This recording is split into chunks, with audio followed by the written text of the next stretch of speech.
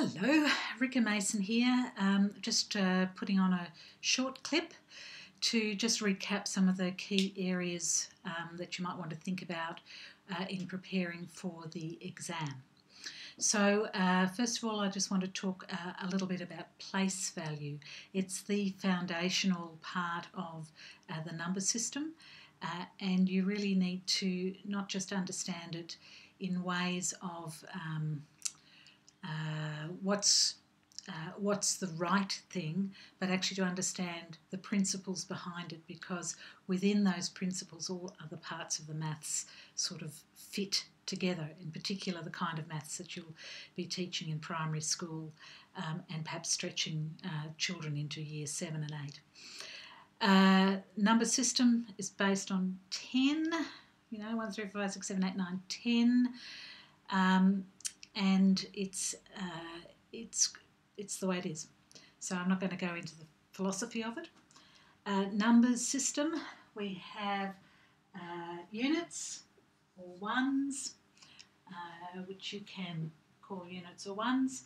10 of those make a 10, 10 of those make 100, and then to 1,000. Okay, so when a child, or when you write this number here, please never encourage children to say it's 6437. Okay, it's like a telephone number. It doesn't work like that. 6437 doesn't mean much more than 7346. It's just a group of numbers that go from one to the other. We're actually wanting to, and I always like to use this term, and it's my little term, doesn't have to be in the exam answers, but just remember to honour the number. 6,437 is a lot. Okay, if I had $6,437, I think I'd be pretty well off. I'd be pretty happy with that. If I owned 6,437 books, I think I'd be nuts because I would never read that many. Nevertheless, 6,437 is a big number, and somehow we need to help children to appreciate what that is. We can get them to do lots and lots of dots. In fact, 6,437 dots, which would be a lot of dots and a very, very good wet day timetable activity. However, in terms of mathematics, I'm not sure if I would worry with that. So this number needs to be demonstrated to children what it really is and what it's made up of. So we need to be able to explain to children that it's made up of 7 units, which is 7. It's made up of 3 tens. Now 3 tens is not the same as 3 units. There are how many tens in a 10? How many units in a 10? There are 10. So 3 tens would make 30. So 37 is 37. Okay? The 0 is not a placeholder. It means something. It means that in this number of 30, which is bigger than 3, in this number of 30, there are 30 things. You could draw 30 bits. You could draw 7 bits or lines. You have 30 bits, and you add them together, you would get 37. You have 4 hundreds. It's not just a 4 by itself, it's actually worth 400. The children need to be able to understand that 400 is bigger than 30, is bigger than 7. You think, oh, how boring is that? Well, it is a bit boring for you and me that get this. But we've got to remember that with kids, we're building on their knowledge, and in some cases rebuilding knowledge because they've made some mistakes along the way in their understanding.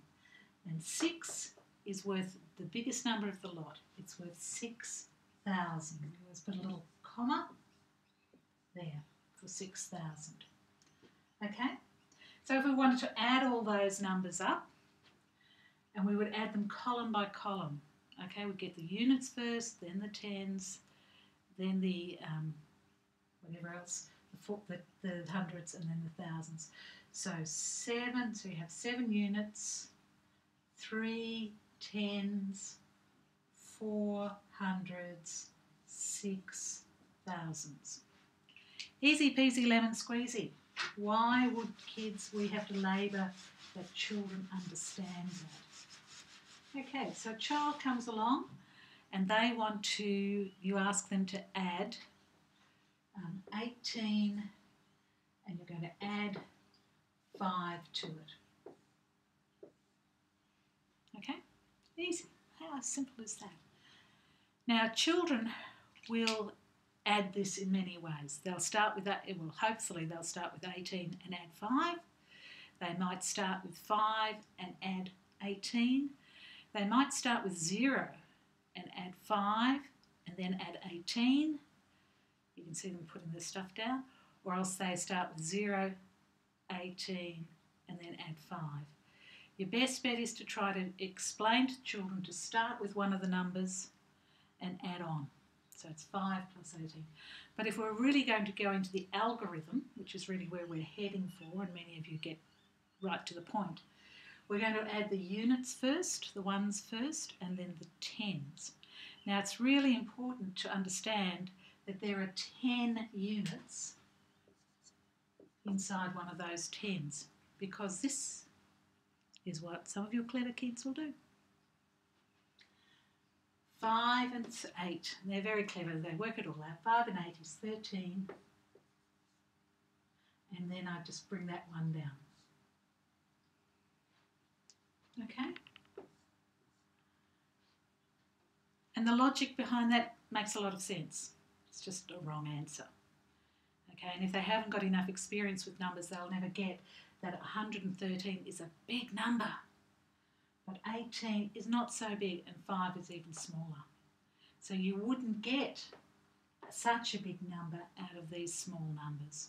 If they haven't got that sense of bigness and smallness of numbers, that sort of innate sense.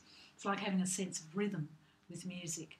Sometimes things aren't quite right because it's not falling on the beat or even on the off beat. It's not in time with the music. This answer is not in time, if you like, with that. But if the child is just doing something that they're working on a formula and they don't have a sense of units and tens and hundreds and thousands, they'll get something along these lines. Some of your not so clever kids but smart kids will say 18, 19, 20, 21, 22, 23, and just simply write 23. All they have done is gone 18, add 3, add 5, and added them all up. That doesn't make a lot of sense. You can't do that once you get into much bigger numbers than these. The way kids have got to end up understanding about their maths, about their numbers, and because of place values, is through the bundling and all of those activities. Remember that they have done that, but you need to know where they're going, where the number system is taking them, and how they have to understand some of the rhythms of the number system and the music that's underneath the numbers. So 8, so we do the units first. 8 plus 5 we know is 13. So let's just have a working column here. You can see this. A working column here. And we know that 13 is made up of tens and units because we've got that experience.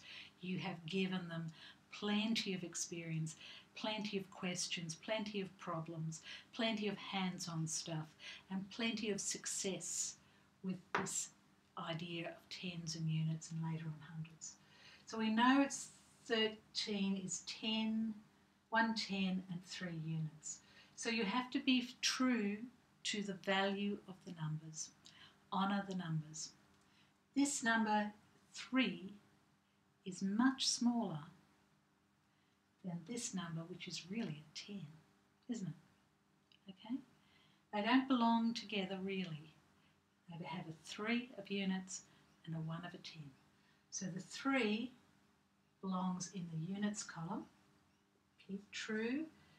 These are 3 ones. These are 5 ones. These are 8 ones. You've simply added the ones together. But then you have 1 10. You've changed one of them. You know how to do that with the bundling. You've added 10, put a little rubber band around it, or you've exchanged it in your MAB blocks for a unit, for a long, that kind of, however you're going to do that, you've changed it. And here's the 10, and you're going to be true to the number and true to the number itself, and it's a 110. Bigger bag of oranges with 110 in it than you have with 3 oranges in it. Well, there's more oranges, it might be a small bag. Okay, so now you're going to be true to the 10s, and it's going to be 1 10 and 2 10s, which is 20, 23. You might have shown the children that the 18 is 10 plus 8. So here's your 10s and here's your units. And the 5 is 5, and you're going to add those together. This may be a step that you've got taken beforehand. And so you've gone 13, we know it's 13, so you have 3 units, and you have another 10 here. That's fine, nothing wrong with that. That's an intermediary step to that. 10 and 10 is 20. 20 plus 3 is 23. Okay? Very important, and as you expand those numbers, and I'm not going to go through all the 3-digit stuff in addition, it's really important to honour the numbers. Don't get too quick into the formula. Get the children to remember to say, you know, it's 110. It's not one, you don't carry anything, you don't give anything away. You move, you exchange 10 ones for 110. And the value of that is bigger than a 3. Okay, thank you.